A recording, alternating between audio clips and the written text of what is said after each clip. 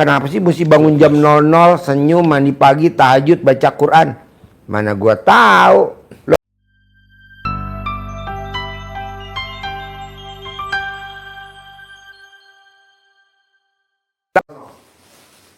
Senyum, mandi pagi, tahajud. Gua mau paksain baca Quran 12 juz. Gua nggak tahu tuh, Bos. Nggak tahunya baru terjawab 2024. Ada di Al-Quran. Coba terangin, mana mic-nya? Di jas. Oh, belum terang. Mic-nya mana, Jack? Ya, siap tadi. Bentar lagi. Taruh dulu, Bos. Saya isi dulu.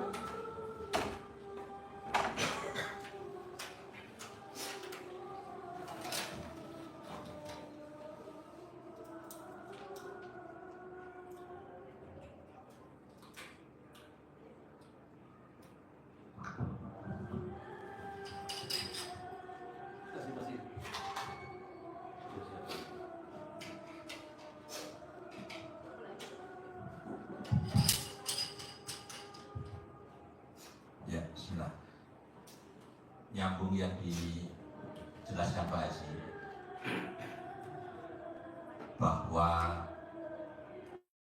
bangun jam 00 yang diajarkan Pak Haji itu bangun jam 00, kemudian sholat tahajud beserta witirnya, kemudian lanjutannya yang mungkin sebelum kita yakini itu kan baca Quran kok malam-malam. Mana mic-nya? Baca Quran langsung di malam harinya malam. Baca Quran. Kita lihat di Al-Quran, ternyata kita hayati di Al-Muzammil itu kan menekankannya seperti itu. Jadi bangun malam untuk sholat, jamnya tidak ditentukan oleh Allah, tidak jam 11, jam 12, jam 1, tidak. Tapi bahasanya ancar-ancarnya apa ancar-ancar itu? Tanda-tandanya itu pada 1/2 malam. Bunyinya begitu di Al-Quran. Bunyinya kan bukan 1/3 malam. 1/2 malam. Nah, 1/2 malam itu kan jam 00. Tengah-tengahnya malam. Kalau tengah-tengahnya siang, terik matahari berarti jam 12, tengah matahari. Putaran berikutnya 12 jam berikutnya berarti jam 00. Itu disuruh bangunnya jam itu untuk sholat, lalu jamnya itu pun tidak harus jam 00. Allah menyampaikan kurang sedikit atau lebih sedikit. Terus baca Quran. Di ayat yang ke-6 itu yang menjadi motivasi semangat kita yang luar biasa di situ. Apa yang dikatakan Allah di ayat yang ke-6? Sesungguhnya bangun malam itu sangat kuat pengaruhnya terhadap jiwa, dan ucapan perkataan di waktu malam hari itu lebih mantap. Kalau kita bangun jam 00, walaupun kita disindir, dihina, dibully, diintimidasi, ditagih debt collector, kuat. Dan ucapannya adalah mantap. Jadi lo ngucap apa aja kejadian. Itu kantor jadi milik gua. Itu kantor jadi milik. Gua pakai Robicon ya. Gua punya Robicon. Gua pakai Hammer ya. Gua punya Hammer putih 007. Gua pakai Velfire ya, NIK 2025 ya. Gua punya Velfire 2 hitam putih NIK 2025. Nah, mau saya tamunya RDI harus seperti itu. Tadinya gue nggak tahu, Pak Haji, kenapa sih mesti bangun jam 00, senyum, mandi pagi, tahajud, baca Quran? Mana gua tahu. Lo praktekin aja ilmu gue. Nggak taunya ada di Al-Quran, bos. Kenapa mesti mandi? Gue juga nggak tahu. Nggak taunya udah dipraktekin sama orang Yahudi. Temen sekolahnya Pak Habibie di Jerman. Jadi temennya Pak Habibie di Jerman, dia juara 1 dan juara 2. Kerjaannya mandi jam 00 dan baca Quran. Kalau Pak Habibie wudhu, tahajud, belajar. Makanya dia juara 3. Nah, nggak taunya ini udah teruji, bos, sebelumnya. Nah, gue paksain tuh tamu RDI, Pak Haji, saya tidak mau kerja, tapi saya punya penghasilan sebulan 10 miliar. Bisa. Nggak taunya udah dipraktekin sama penulis buku Magnet Rezeki. Coba lu cerita. Iya, Pak Nasrullah sudah pernah melihat kali ya. Dan itu Pak Nasrullah meraktekinnya kan 57 sholat taubat. Cair 21 miliar. Kenapa sholat taubat bisa dahsyat seperti itu? Pak Haji ngajari tamunya 2011. 2024 juga beliau datang ke Pak Haji, Ngasih uang tunai ngasih uang tunai ke Pak Haji 40 miliar. Tunai 40 miliar. Ucap syukur karena beliau cair 200 miliar. Kenapa? Karena dipaksa Pak Haji untuk sholat taubat. Nah, ini yang menguatkan kita untuk kenapa kita harus sholat taubat. Itu ada di surat Nuh, surat ke-71. Di Al-Quran, bukan hadis ya, di Iya, Al-Quran. di surat Nuh, surat ke-71 ayat 10, 11, 12 itu kan Pak ya. Ya. Jadi memang kita harus membersihkan dari sifat-sifat yang jelek di dalam hati kita. Karena Allah nyampaikan, kalau bahasa kita balik ayatnya itu kan, emang lo ingin kaya raya tajir melintir? Iya ya Allah. Gimana caranya? Mohon ampun. Karena ayatnya begitu, fakultus taghfiru rabbakum innahu kana ghafaro. Datang kepada Allah, mohon ampun. Lalu apa yang akan kita peroleh? Nah, ini saya bacanya langsung komplit karena ini biru umroh berarti butuh anak kan. Anak itu kan bisa jamaah maksudnya.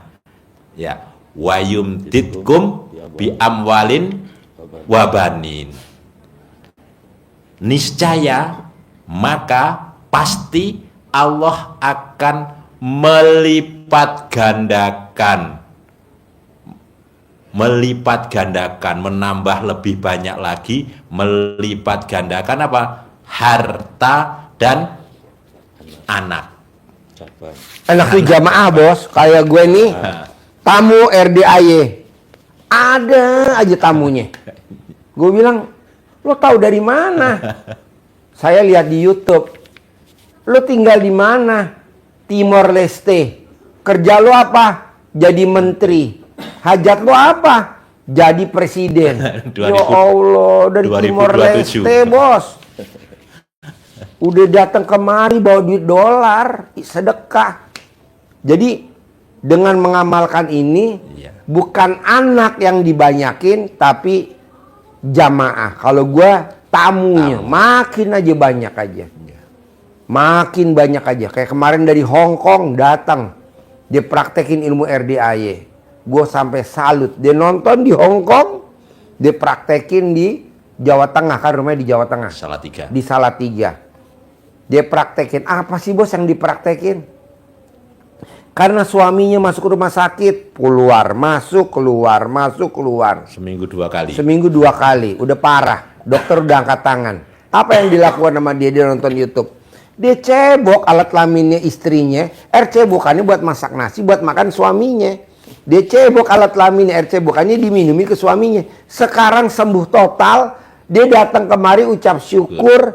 Terima kasih Pak Haji, saya paksain privat 10 juta. saya terima kasih, ngucap syukur, betul? Betul.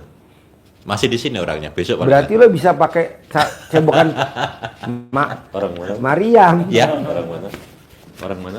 orang Salatiga. Salatiga, Jawa Tengah. Iya. Nginep, Tapi dia TKW di Hong Kong. ngerawat suaminya sampai capek, lelah, Lelah. nganter ke rumah sakit seminggu 2 kali, sembuh, aneh-aneh lagi, pengen main, Pengen tanpa- main, dia curi-curi. Pokoknya lo kalau main, wajib cadang dibalik ya, wajib. Akhirnya dia suaminya nurut pakai cadang dibalik. Curi-curi bos, tanpa sepengetahuan istrinya. Itu apa maksudnya? naik motor, Naik motor. jalan-jalan, pengen Naik motor, curi-curi naik motor kan nggak boleh naik motor orang lagi sakit. Keseret truk dan motornya hancur, dianya selamat. Pas diperiksa sama istrinya, celana dalamnya kebalik. Alhamdulillah. Tapi alat kelamin masih utuh ya. Alat kelamin masih gondal-gandul. Iya. Aduh. Iya, intinya awalan pembuka yang disampaikan Pak Haji, amalan wajibnya RDAY itu salah satunya yang utama. Plus orang Jawa Tengah juga belum datang ke RDAY udah meraktekin ilmu RDAY. Ini rumah, lanjut. Iya, itu orang Jawa Tengah juga, Klaten. Kesini ini lebih awal hari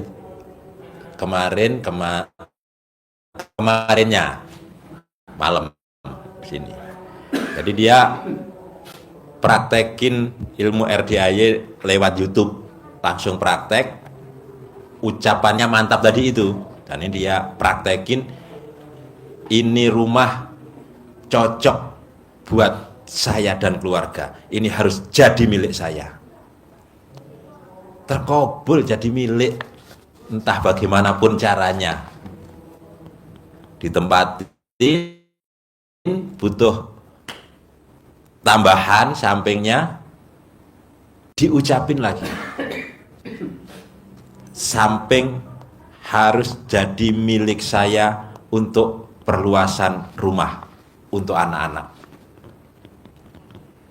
Dibeli oleh siapapun tidak boleh. Harus ibu yang beli. Bayarnya terserah kapan-kapan. Itu. Jadi kesini yaitu hanya untuk ucap terima kasih, syukur, dan minta izin Pak Haji, minta ijazahnya untuk mempraktekkan yang lebih besar lagi. Luar biasa itu juga. Artinya kalau biasanya tamu-tamu kan datang ke sini belum praktek sama sekali, jadi masih bingung malahan. Kalau beliau yang 2 ini sudah meraktekin, kabul, berhasil, dia tinggal meningkatkan. Nah, ini lebih enak kita. Begitu. Keyakinannya kan sudah ya, walaupun belum sebesar yang dia hajatkan, tapi sudah ada yang terkabul. Nah, ini keyakinannya tambah meningkat lagi. Yang biasanya baca Quran setahun sekali khatam aja belum tentu. Ini alhamdulillah Pak Haji, saya minimal sebulan bisa khatam 3 kali. 3 kali Lumayan. sebulan. Alhamdulillah. Nah nggak taunya nih bos, kan gue maksain tamu-tamu baca Quran 12 juz. Gue juga nggak tahu. Baru tahu kemarin bahwa sahabat Nabi namanya Abdurrahman bin Auf itu tiap malam khatam. Tiap malam. Dan dia kaya raya tajir melintir.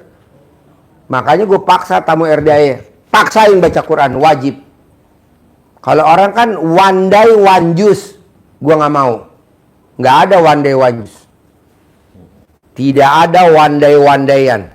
Malam, tengah malam baca Qurannya. Ini baca Quran habis subuh. Pret, nggak mau gue.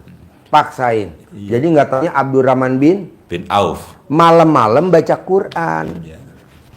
paginya jadi saudagar, sibuk. jadi dia berbuat jelek jadi duit, berbuat jelek jadi duit. Apalagi berbuat baik. Contohnya apa berbuat jelek? Yaitu beli apa? Beli kurma busuk. Kenapa jadi duit? Masa kayak gitu bisa jadi duit? Nah maksud gue, bos harus begitu. Paksain baca Quran. Paksain baca Quran. Paksain baca Quran gitu. Nanti lihat duit ngejar kita. Dan ternyata kenapa malam disibukkan untuk dekat ke Allah? Itu masih lanjutan di Al-Muzammil ayat yang ketujuhnya itu kan disebut oleh Allah, karena di waktu siang kalian dalam keadaan sibuk. Yang ketujuh itu ayat yang ketujuhnya bunyinya begitu. Ini baru tak sampaikan sekarang ini karena siangnya kan sibuk untuk presentasi sana sini, malam-malam harus presentasi. Kalau ngamalkan ini tadi sudah disampaikan tamu yang lain tadi persis kayak Bapak kan punya biro umroh juga. Ngapain harus presentasi ngemis-ngemis? Amalin aja itu. Tamu yang akan umroh pasti datang. Iya. Ini bos, travel umroh maktur tidak ngemis-ngemis ke RDI, enggak loh bos. Tapi gue datang ke maktur. Maktur daftar dong 60, gue mau umrah. Berarti kan yang nyari ke jamaah, ke pengajian. Ngapain bos? Ini saya yang perlu datang ke maktur. Maktur, pesen dong 60. Maktur, berangkat haji dong 2, berapa? ONH plus. Pesawatnya bisnis. 1.200.000.000 misalkan. Ya udah gue pesen 2. Mau gue begitu. Ini kita enggak. Minta bikin penawaran, bikin itu. Aduh, nggak mau gue. Dan nggak satu loh bos, corporate. Gue maunya corporate. Satu jamaah. Bukan satu orang. Kayak gue kan nggak mungkin berangkatin anak yatim 1. Gue berangkatin 60 besok. Maktur 60. Dihitung dong berapa. Pesawatnya apa? Garuda. Kenapa mesti Garuda? Biar makanannya Indonesia. Karena kalau nggak Garuda makanannya luar negeri. Takutnya anak yatim namanya juga orang kampung. Aneh kan, apalagi naik pesawat Saudi Arabia, dia bingung apaan nih makanannya. Nasinya perak. Nggak pulen. Kalau Garuda kan pasti nasinya Cianjur ya kan. Gue bilang udah Garuda, nggak usah transit ya, langsung. Karena kalau kita presentasi itu satu, kita tadi bahasa Pak Haji ke yang tadi itu ngemis-ngemis. Plus berharap, plus kecewa, plus kita mesti dibanding-bandingkan, diadu harga. Satu keluarga besar, 40 orang lewat saya proses ke Jakarta, Raudhoh namanya, inget terus saya itu. Terus ada aja kekurangannya. Tahu-tahu ini ditembak langsung, Jakarta langsung datang. Cus, harga Jakarta. Saya wassalamualaikum. Itu kalau cabang. Maka teman-teman kalau begitu-gitu, maka ditanya Pak Haji, selalu ditanya begitu. Join atau cabang atau punya sendiri. Kalau sudah punya provider sendiri itu baru. Kalau enggak banyak kecewanya. Permainannya. Soalnya ini mantan. Gitu. Panjang urusannya. Gitu Pak. Jadi bagaimana ini datang dengan sendirinya, ilmu Pak Haji yang harus dipraktekin dengan serius, terobos pintu langit. Itu saja kalau berkaitan dengan. Jadi intinya gini bos. Pakai ilmunya RDAY yang tidak ada di tempat lain. Apa tuh? Bikin takjub Allah. Kalau bos bisa bikin takjub Allah, pasti Allah bikin takjub si bos. Caranya apa? Semua jamaah berduyun-duyun datang ke si bos. Pasiennya RDAY, tamunya RDAY dari seluruh Indonesia, dari luar negeri, berduyun-duyun datang ke sini, betul? Iya, masih. Gue sakit 2 bulan bos, tapi tamunya nggak pernah berhenti, ada aja. Sampai sekarang gue udah live lagi nih YouTube, pada datang lagi. Makassar, betul? Betul. Salatiga, Manado tadi. Nah maunya saya, bos juga begitu. Kalau gurunya bisa, muridnya harus bisa. Caranya apa Pak Haji? Itu tadi, ilmu RDAI yang 6 jangan dilanggar. 1, terima takdir Tuhan. 2, bangun jam 00 senyuman di pagi, tahajud baca Quran. 3, sholat tobat. 4, tidak boleh adu argumen.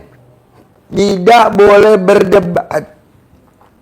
Tidak boleh berdebat. Kalau bahasa premannya, tidak boleh banyak. bacot. Nah yang kelima, tidak boleh ingat-ingat uang kita yang ada di luar. Tidak boleh ingat-ingat orang yang pernah menjolimi si bos. Tidak boleh ingat-ingat orang yang pernah menjanjikan PHP. Nah terakhir, nyumpahin untuk hajat terkabul. Coba bos, terangin bos.